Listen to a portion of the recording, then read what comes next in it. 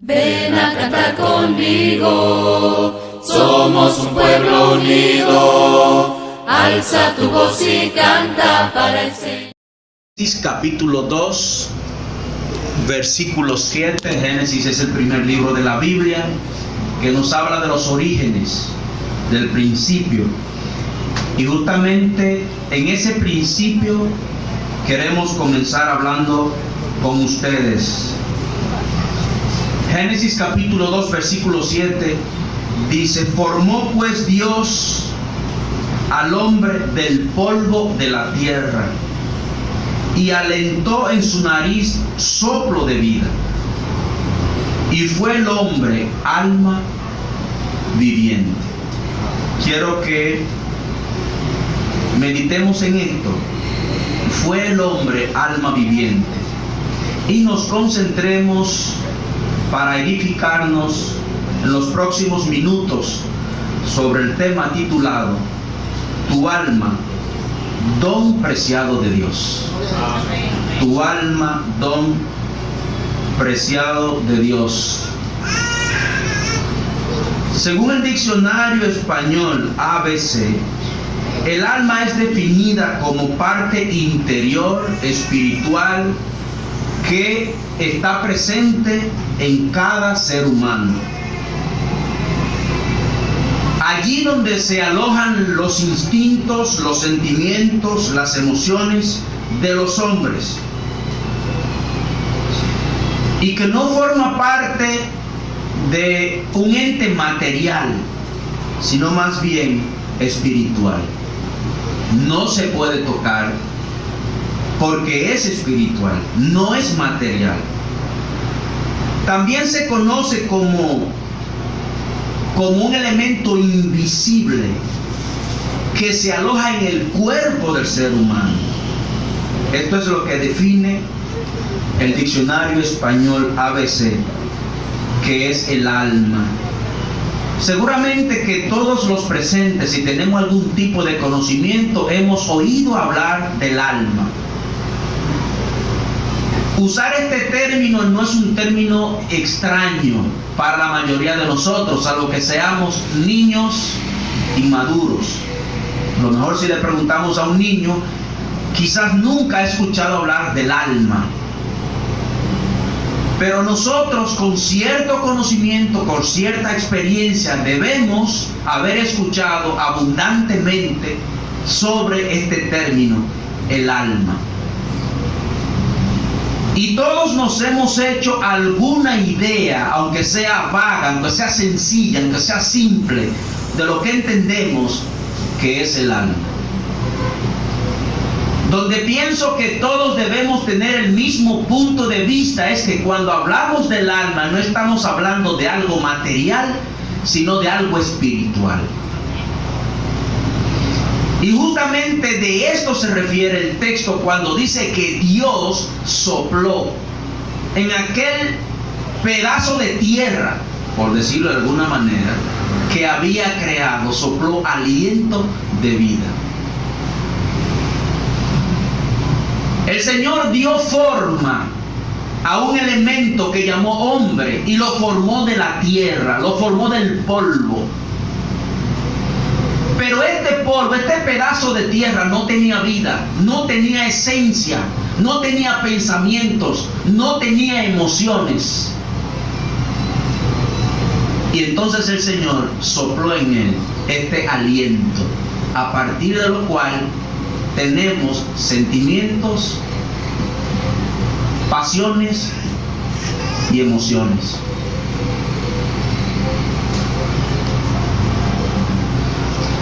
El alma, un don de Dios, un don precioso de Dios. Un don es un regalo. Es un regalo que no merecemos. Porque si lo merecemos, entonces no es un regalo, es una paga. Pero Dios sopló de manera gratuita, porque a Él le pareció bueno, sopló en el hombre que había creado este aliento.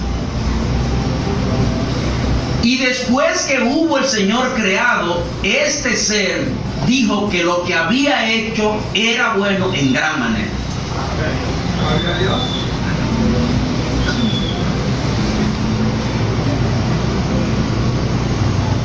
El alma es tu yo espiritual.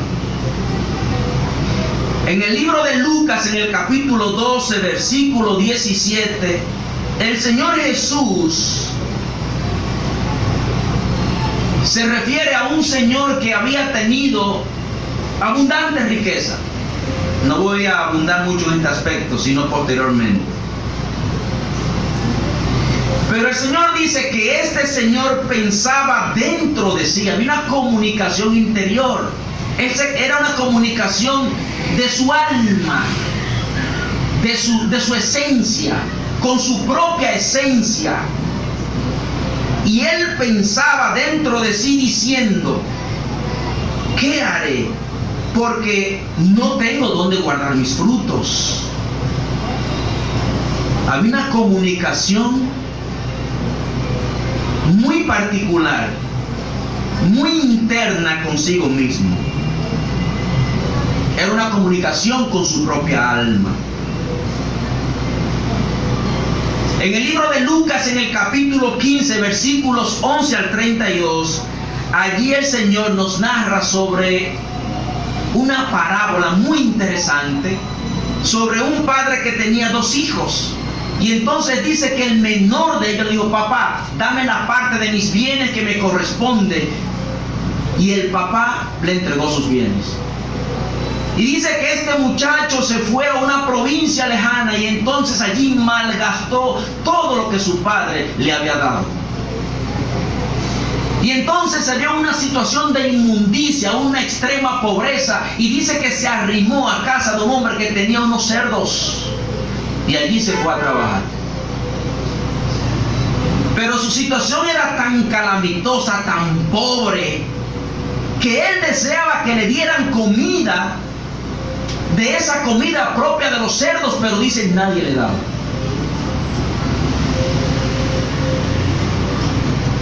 Y entonces hubo una comunicación interna.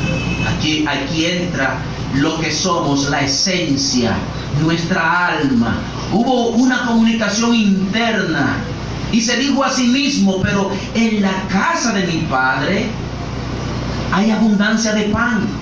Se dijo a sí mismo. Dice el texto que volvió en sí, recapacitó a sí mismo, habló consigo mismo y dijo: pero en la casa de mi padre hay abundancia de pan y yo aquí perezco de hambre.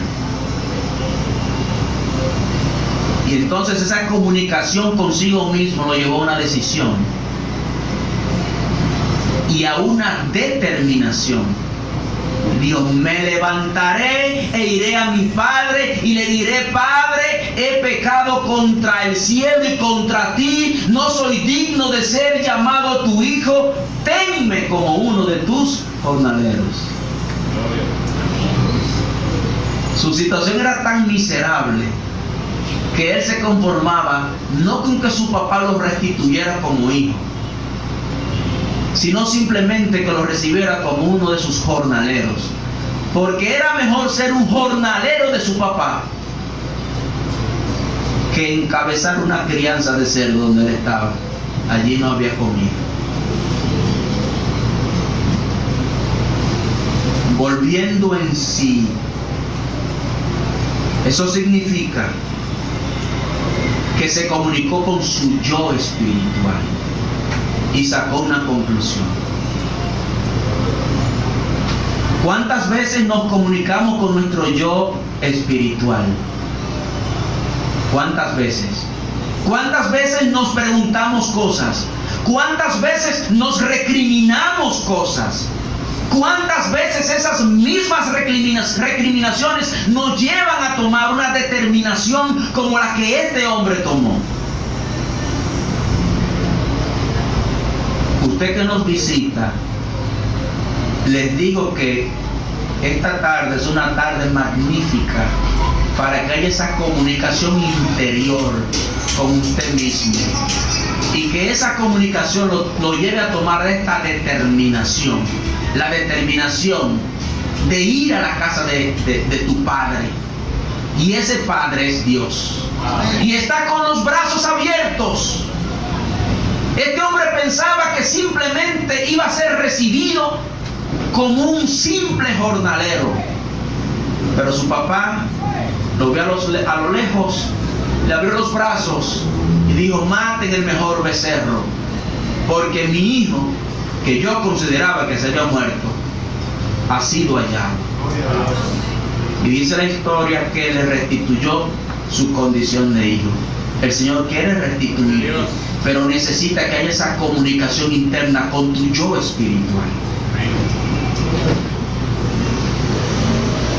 El alma vale más que todos los tesoros que hay en el mundo. Tu alma vale más que todos los tesoros que hay en el mundo. Y miren que hay muchos tesoros en el mundo, pero para Dios tu alma vale más. Que tú entregues tu vida al Señor en esta tarde es más representativo para Dios que todos los valores que hay en la faz de la tierra. En el libro de Mateo, en el capítulo 16, versículo 26, el Señor Jesús dijo: porque ¿qué aprovechará el hombre si ganare todo el mundo y perdiere su alma? ¿De qué sirve? ¿O qué recompensa dará el hombre por su alma? ¿Hay alguna forma de compensar la pérdida de un alma? ¿Hay dinero, hay oro, hay plata sobre la faz de la tierra para poder compensar la pérdida de un alma? El Señor dice que no. El Señor dice que no. ¿Qué importa que ganes todo el mundo y pierdes tu alma? El hombre más rico de China, que me supongo que debe ser uno de los 15 hombres más ricos del mundo, en un solo día se ganó 25.000 millones de dólares. Y lo oí decir el otro día la siguiente palabra: cuando yo era profesor de matemáticas, era un hombre más feliz. Los materialistas lo llamaron mentiroso, porque no coinciden que este hombre que ha ganado tanto dinero, que tenga tanto poder mundial, diga que cuando era un simple profesor de matemáticas era un hombre más feliz. Y es que el mismo Señor Jesús, el dueño del universo, nos ha dicho que la vida del hombre no consiste en la abundancia de los bienes que posee. Esto lo dijo el dueño del universo. Y si el dueño del universo lo dijo, yo lo creo. Es así. En Lucas capítulo 12, versículo 16 al 21, el Señor se refirió a una parábola diciendo que el hombre rico había ganado mucho, y había ganado tanto que él no sabía qué hacer con tanta riqueza. No se sentía satisfecho con el lugar donde guardaba sus posesiones. Entonces dijo: ya sé qué haré. Voy a destruir lo que tengo y lo voy a hacer más grande para poder almacenar allí lo que he ganado. Y entonces el Señor le dice: eres un necio. Eres una persona falta de entendimiento.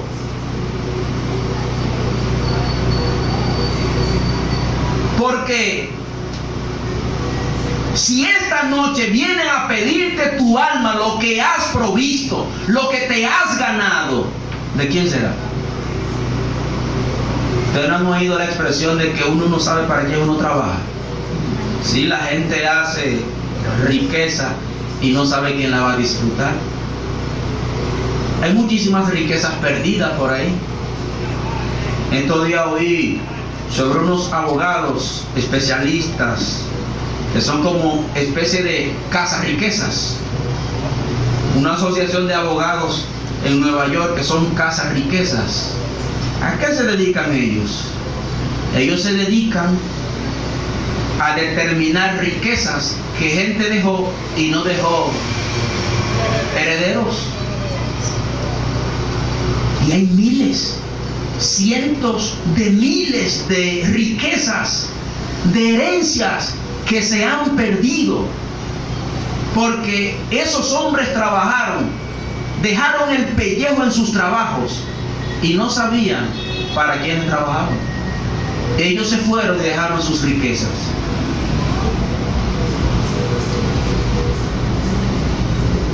Por tanto,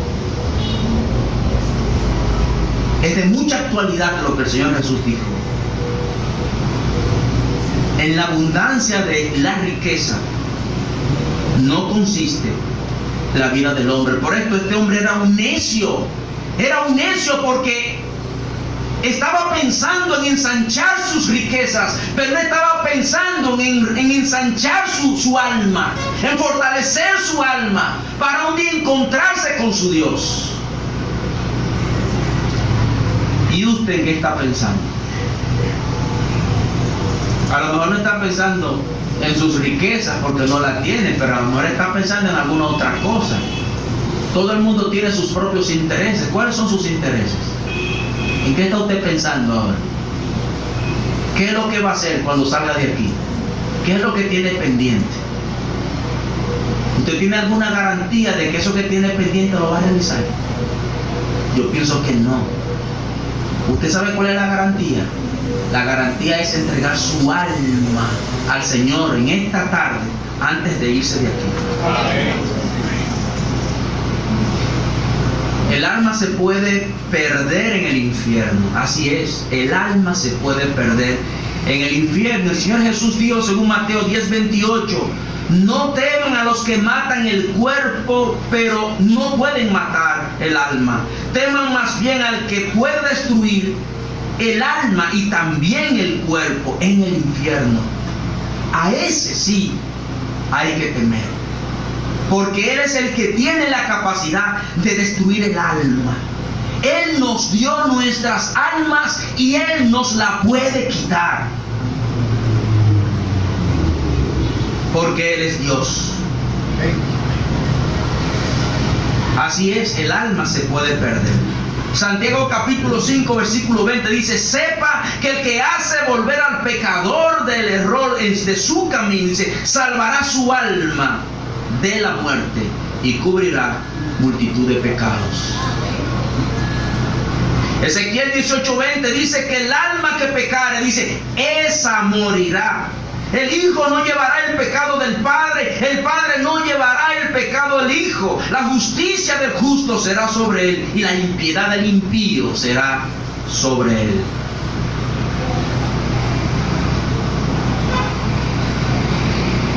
De lo que usted haga, le dará cuenta al Señor.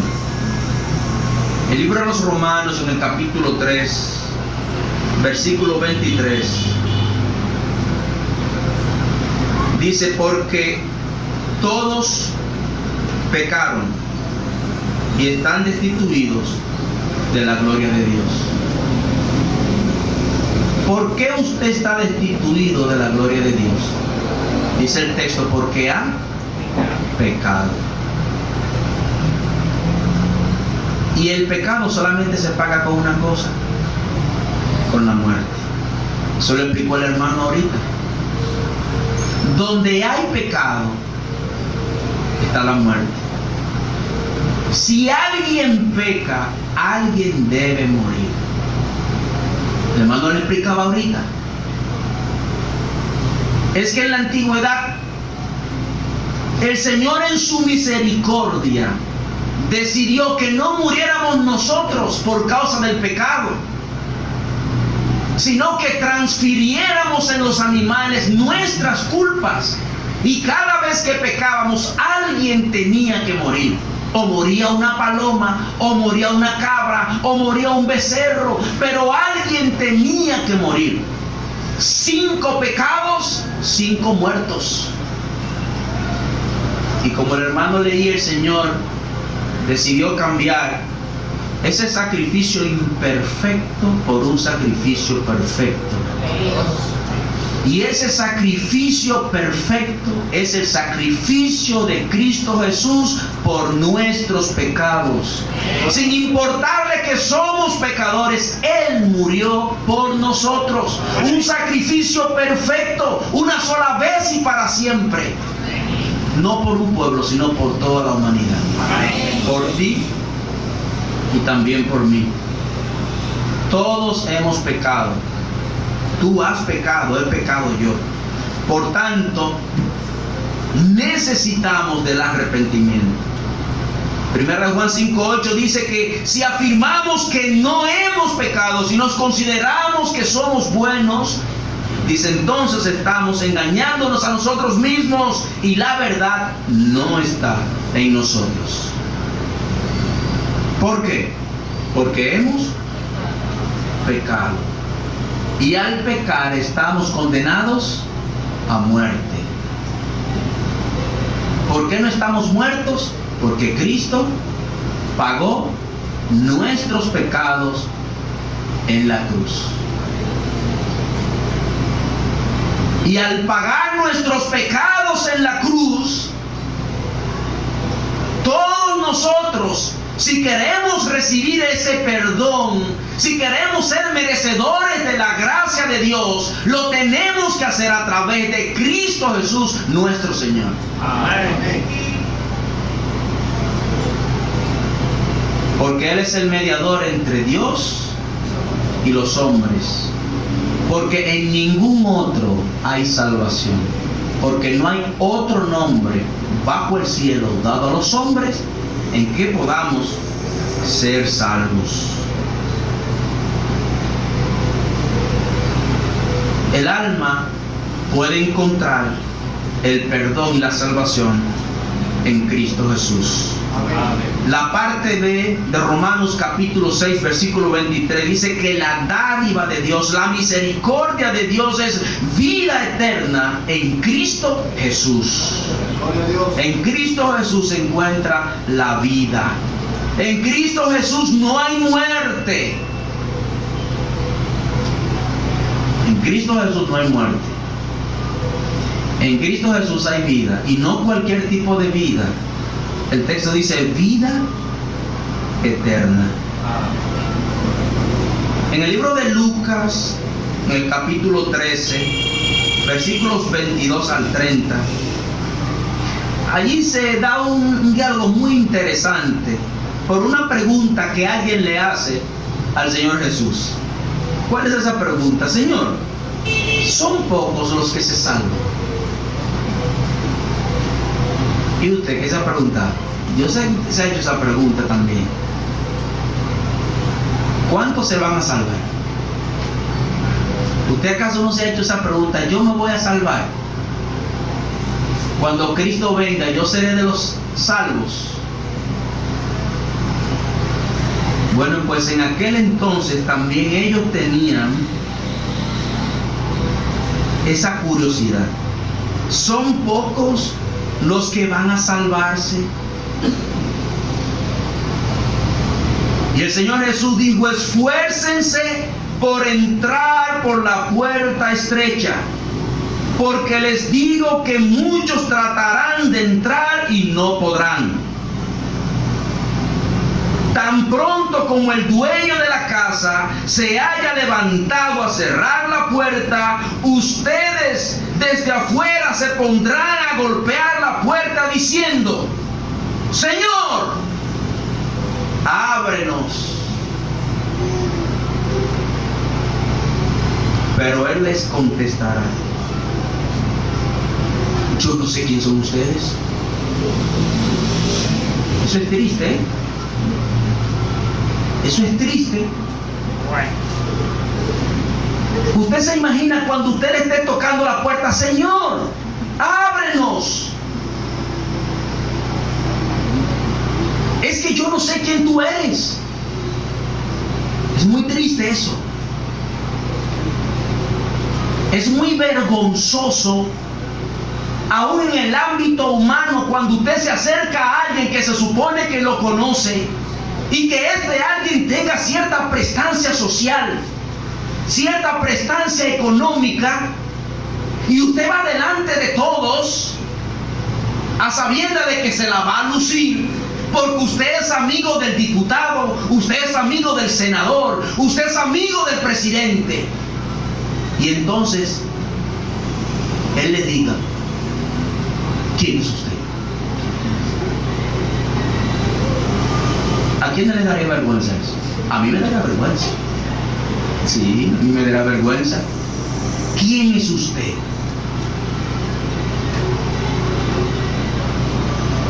¿Usted sabe quién le dirá eso? El Señor Jesús. El Señor Jesús le dirá: ¿quién es usted? Yo no le conozco, no hablo su lenguaje, porque mientras yo pedía andar por el Espíritu, usted anduvo por la carne. Mientras yo pedí que usted andara en santidad, usted estuvo en el pecado. Mientras yo pedía que caminara conmigo, usted caminó con Satanás. Yo no sé quién es usted.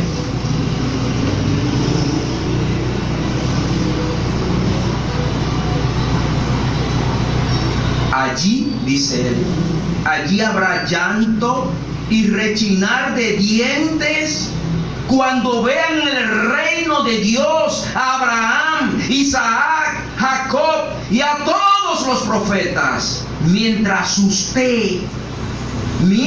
a usted lo echan fuera.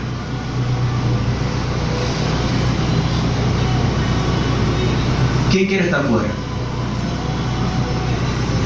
¿Algún amigo quiere estar fuera?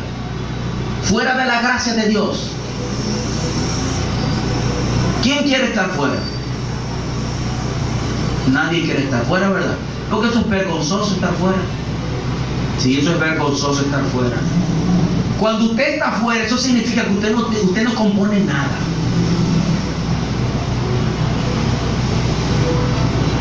Antes, cuando yo jugaba pelota de muchachos, pienso que a ustedes también les pasaron, que estaban haciendo los equipos. Yo prefiero a fulano, que cada uno, y a usted lo dejaban fuera. ¿Usted sabe qué significaba eso? Que usted no compone nada. Que a usted lo consideran lo peor de lo peor. Y usted prefiere que el Señor lo deje fuera, que el Señor lo considere lo peor de lo peor.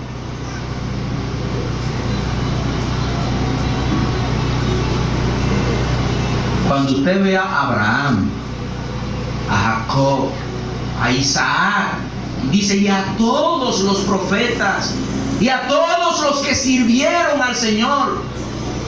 Cuando usted ve a Alcides, cuando usted ve a Rolfi, cuando usted ve a Anita,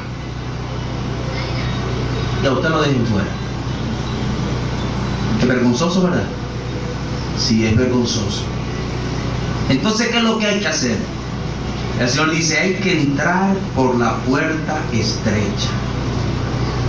Habrá quienes lleguen del oriente y del occidente, del norte y del sur, para sentarse al banquete en el reino de Dios. ¿Y usted se ha incluido en ese banquete? ¿Se ha incluido? Usted que nos visita, ¿se incluyó en ese banquete? Usted sabe lo que hay que hacer para incluirse en ese banquete. Hay que servir a Cristo. A sentarse en el banquete en el reino de Dios. En efecto, hay últimos que serán primeros y primeros que serán últimos.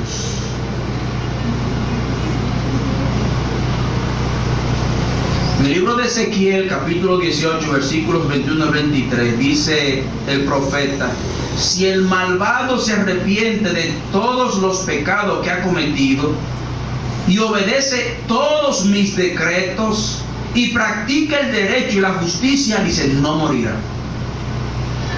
Vivirá por practicar la justicia, y Dios se olvidará de todos los pecados que ese malvado haya cometido. ¿A quién le gustaría que el Señor le dijera, no, tus pecados fueron perdonados, tú no tienes deuda conmigo? ¿A quién le gustaría que el Señor le dijera eso? ¿A quién le gustaría que el Señor le diga, tú no tienes deuda conmigo? Amén. Ven, bendito de mi Padre, a heredar las mansiones celestiales que he preparado para ti desde antes de la fundación del mundo. Qué bueno es eso, ¿verdad? Amén.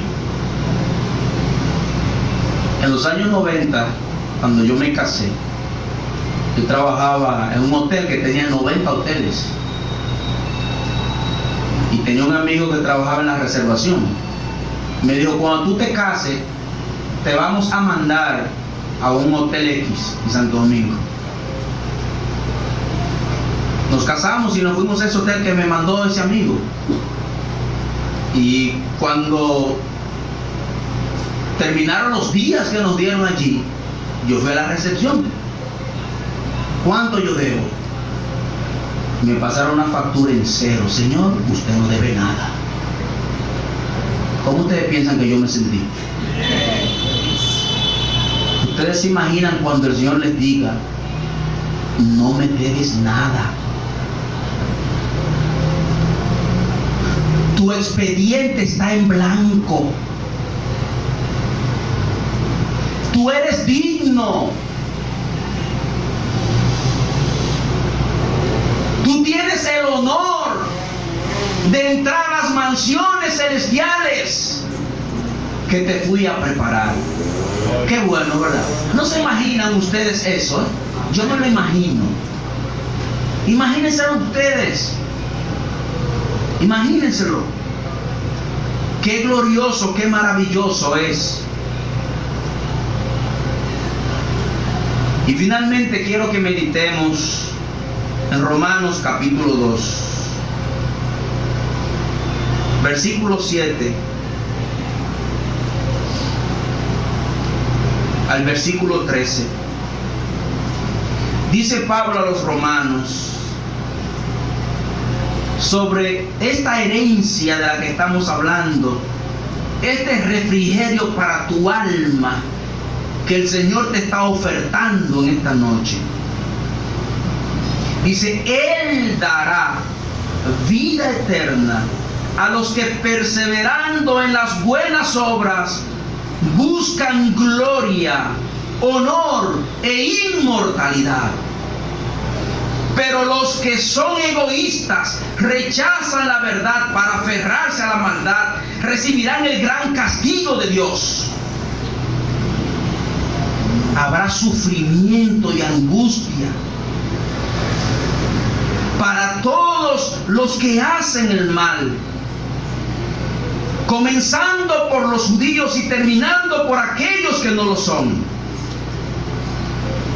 Pero es una de las pocas ocasiones en que el pero es bueno.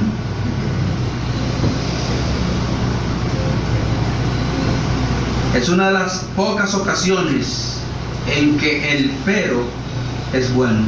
Dice, pero gloria, honor, paz, ¿para qué? Dice, para todos los que hacen el bien, los que son judíos y también los que no lo son.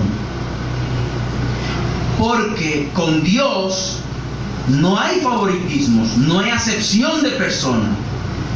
Todos los que han pecado sin conocer la ley también perecerán sin la ley. Y todos los que han pecado conociendo la ley, por la ley serán juzgados. Porque Dios no considera justos a los que oyen la ley. Óigase bien, Dios no considera justos a los que oyen la ley. Y entonces, ¿a quién considera justo? Dice, a los que cumplen la ley. Usted ha escuchado el mensaje de Dios en esta tarde. Lo ha escuchado en toda su esencia. ¿Qué va a hacer con lo que ha escuchado? El texto dice, no es lo que has escuchado. No me interesan los oidores que se olvidan de lo que han escuchado. Me interesan los oidores que hacen la palabra. En conclusión, el alma es tu yo espiritual y debes cuidarlo, porque eres tú mismo, y sobre tus propias acciones serás juzgado. Serás juzgado según lo que hiciste mientras estuviste en el cuerpo. Dice el texto, sea bueno o sea malo. Segundo, tu alma no es cualquier cosa. Vale más que todos los tesoros que hay en el mundo. No la vendas por nada. No la dé a los vicios. No la dé a los placeres de este mundo. Placeres que pasan. Sino más bien, dale tu alma a Cristo. Porque el que hace la voluntad de Cristo permanece para siempre. El alma se puede perder en el infierno. Sí, el alma se puede perder en el infierno, porque el mismo que te la dio te la puede quitar. Por tanto, como se puede perder, vamos a buscar de esa salvación con temor y temblor, con dedicación. Y finalmente, el alma puede encontrar el perdón y la salvación en Cristo Jesús. De modo que no se vaya usted de aquí sin llevarse a Cristo en su corazón. Usted tiene el mayor tesoro que el ser humano puede tener, y es un alma que debe salvar. Cristo Jesús la puede salvar. Pero para ello usted debe tomar una decisión, una determinación en esta tarde. No se vaya de aquí sin entregar su vida al Señor. Dios nos bendiga. Amén.